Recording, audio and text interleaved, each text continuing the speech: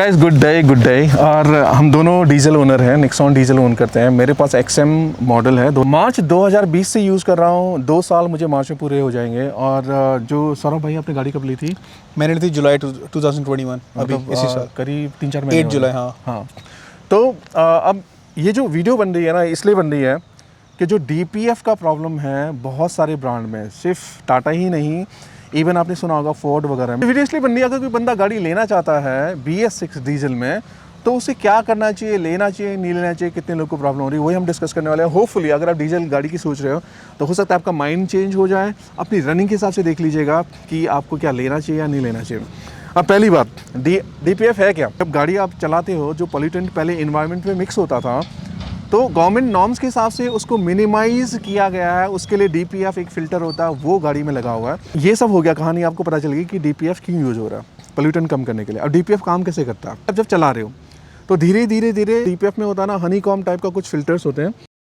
और जैसे गाड़ी आप चलाते हो, जो जितने भी CO2 वगैरह जितने भी उसमें इमिशंस होते हैं, वो फ़िल्टर से होते हुए गुजरता है। और जितने भी पोल्यूटेंट है जो हार्मफुल है, उसको वो ट्रैप कर लेता है, ठीक है। और जो नॉर्मल जो गैसेस हैं जो हार्मफुल नहीं है, वो इन्वायरमेंट में छोड़ देता है।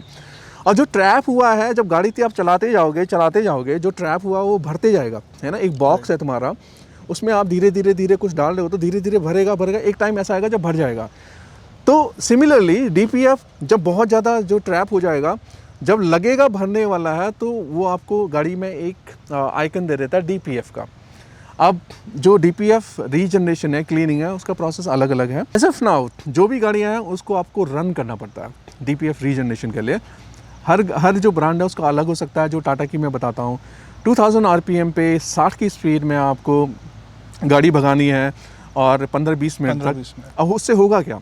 उससे क्या होगा, टेम्परेचर जो DPF फ़िल्टर के तरफ जो लगा हुआ है इतना बढ़ जाएगा कि जो भी ट्रैप्स जो पोल्यूटेंट है वो बर्न होकर नीचे एनवायरनमेंट में चला जाएगा, ठीक है। इसीलिए वो होता है। अब लोगों को इश्यू क्या रहा है ये मैं बताता हूँ। मैं 2 साल हो गए, मुझे पहला जो DPF का इशू आया था करीब 1200 पे, क्योंकि उसमें लॉकडाउन लग गया था। मैं पैसे निकालने गया ATM पे, सब्जी लेने गया वगैरह वगैरह, तो लोकल पे ही चलिए। अब पता है जब लोकल पे गाड़ी चलेगी तो आपका गियर कौन सा होगा, फर्स्ट या सेकेंड? Mostly third. जितनी हैवी आप लोग गियर लगा रहे हैं ना, जब हैवी गियर पे आपकी गाड़ी चलती है तो उतने ज़्यादा जो पोल्यूटेंट होते हैं वो इमिशन करता है गाड़ी, ठीक है। तो जब लोकल पे ही चल रही है, हैवी गियर पे चल रही है, तो ज़्यादा पोल्यूटेंट होगा तो वो DPF जल्दी क्लॉग होगा। तो मेरा जो पहला क्लॉगिंग हुआ था 1200 पे, तो मैंने गाड़ी को निकाली, उसको मैंने चलाया 60 पे 2 पे, और मेरे ख्याल से 12 मिनट लगेंगे, वो क्लीन हो गया। दूसरा DPF का मुझे इशू आया 12,000 पे। देहरादून जा रहा था, उसने साइन दिखाना शुरू कर दिया। It was not blinking solid, ठीक है। ब्लिंकिंग और सॉलिड वो भी मैं बताऊँगा आपको। तो जैसे आया, मैंने उसको सेम प्रोसेस किया, 12-13 मिनट में वो क्लीन हो गया, अगेन गुड। उसके बाद से मुझे DPF का 24,000 में चला चुका हूँ, DPF का कोई इशू नहीं आया है। आपको सॉलिड आइकॉन मिल रहा है DPF का, वो क्लॉगिंग हो चुकी है, तो ये प्रोसेस शुरू कीजिएगा। अगर आप उसको पोस्टपोन करते हैं या फिर कहते हैं नहीं बाद में करूँगा, तो धीरे धीरे होगा क्या, फिर वो ज़्यादा भर जाएगा तो वो ब्लिंक करने लगेगा, ठीक है। मतलब वो बहुत ज़्यादा फिल हो गया है। तब फिर एक काम कीजिएगा, रिस्क मत लीजिएगा, उसको सर्विस सेंटर ले जाके वहाँ पे जो कंप्यूटर पे लगता है, लैपटॉप से अटैच करके वो लोग क्लीन कराते हो, वो कराइएगा। अगर नहीं कराते हो, इग्नोर करते हो, बहुत ज़्यादा भर गया, तो जो DPF फ़िल्टर है भाई साहब वो रिप्लेस होता है, वो रिपेयर नहीं होता। तो आपके 30-40 हज़ार रुपये फटका लग जाएगा, ठीक है। ये मैंने प्रोसेस बता दिया, बहुत एक्सपेंसिव है। हाँ। और सौरभ भाई से पूछ लेते हैं, आपने 6,000 करीब चला लिए, अभी तक कोई DPF का कोई आपको कुछ आया? नहीं, अभी तक कोई DPF का आइकन आया नहीं है। तो जब मैं गया था इसको सर्विस करवाने, तब मैंने वहाँ पे अपनी जब कार दी थी, तो मेरे को पता था DPF का सीन क्या होता है। तो ऑलरेडी मैंने उनको बोला था अब इसका DPF भी चेक करो, एक बार मुझे बताओ कि अगर ये क्लॉग हो रहा है तो इसको सही करो, ताकि रीजनरेशन अब से शुरू हो, राइट। वरना मुझे लग रहा था वो इग्नोर कर देंगे।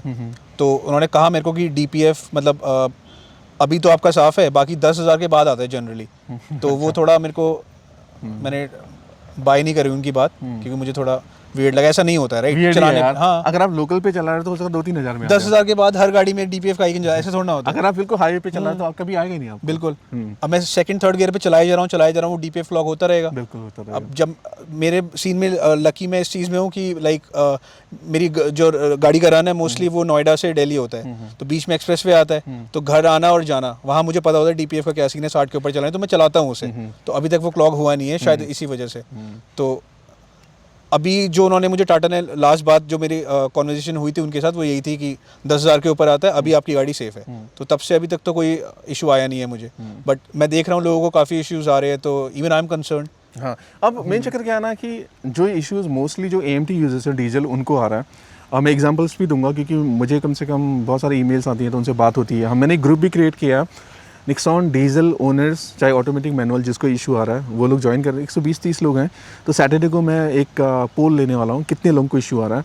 सपोज 120 या 150 में से अगर 30-40 लोग को आ रहा है, दैट्स अ बिग अमाउंट, ठीक है। तो हम लोग आगे वी विल थिंक कि कैसे करना है। बिल्कुल। अब हमारा वीडियो बनाने का मकसद क्या है? वीडियो बनाने का मकसद ये है, अगर आप डीजल गाड़ी लेने की सोच रहे हो तो आपको क्या करना चाहिए। पहली बात, अगर आपको सिर्फ लोकल पे रहना है लेकिन आप शौकिया तौर पे डीजल गाड़ी ले रहे हो तो ये ज़रूर दिमाग में रखिएगा कि आपको ये जो रीजनरेशन प्रोसेस करना पड़ेगा, इसको ले जाना पड़ेगा, वो हेडेक है, वो देख लीजिएगा, ठीक है। वरना ऐसा होगा कि आप गाड़ी तो ले ली शौकिया तौर पे, गाड़ी रन नहीं होती है लेकिन फिर बाद में परेशान रहोगे। एक मिनट, बिल्ड क्वालिटी भाई पूरी ख़त्म है तो बलेनो। तो ये हुआ, तो ये आपको डिसाइड करना है कि किसी का रन है सिटी पे ही है तो मेरे हिसाब से अगर आप में क्षमता है, टाइम है कि आपको रीजनरेट कराने के लिए ले जाते हो गाड़ी पे तो गुड टू गो। या फिर आप ऐसे हो जो सिटी पे चलता है लेकिन मोस्टली फ्रिक्वेंटली आप ट्रैवल पे भी जाते हो, लंबा रन आपका होता है तो कोई इश्यूज़ नहीं है। लेकिन अगर ऐसे हो कि सिर्फ सिटी पे चलनी है तो मेरे ख्याल से आपको अवॉइड करना चाहिए डीजल अभी, और उससे फिर आप परेशान होगे DPF की वजह से, ठीक है। अब जिनका मोस्टली हाईवे पे रन है तो वो तो मेरे ख्याल से कंसिडर कर सकता है, कोई इशू नहीं है। हाईवे पे भी रन होती है, हाईवे पे ही रन होनी है तो DPF जो क्लॉगिंग है जो जमा होता है वो आपका बर्न हो जाएगा क्योंकि हाईवे पे आप उसी स्पीड में चलते हो, टेम्परेचर उतना ही बढ़ता है, ठीक है।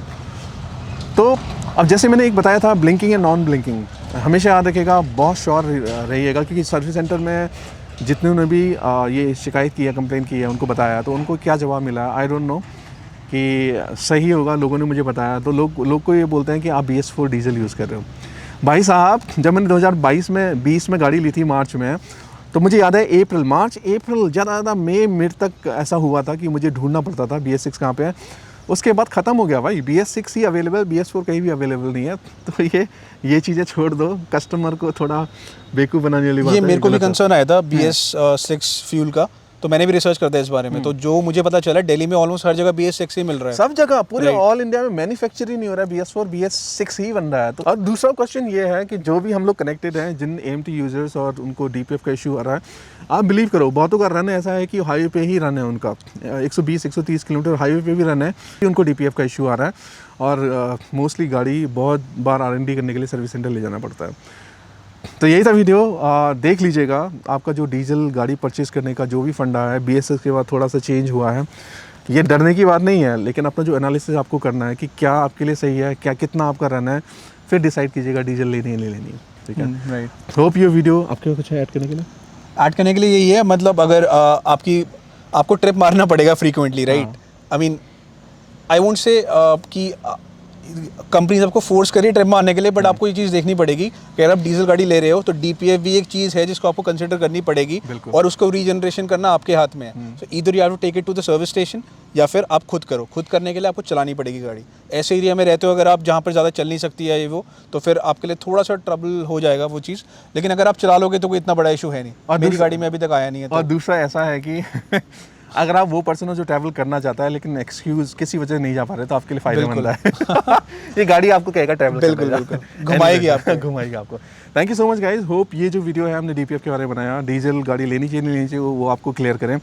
अगर वीडियो पसंद आए तो लाइक कीजिएगा, थम्स अप कीजिएगा। अगर कंटेंट पसंद है तो चैनल को सब्सक्राइब जरूर कीजिएगा। आपसे दोबारा मिलते हैं ऐसी किसी वीडियो में। Till then castle be humble with flight and bye bye. दोनों हाथों से सल्यूट, दोनों हाथों से ऐसे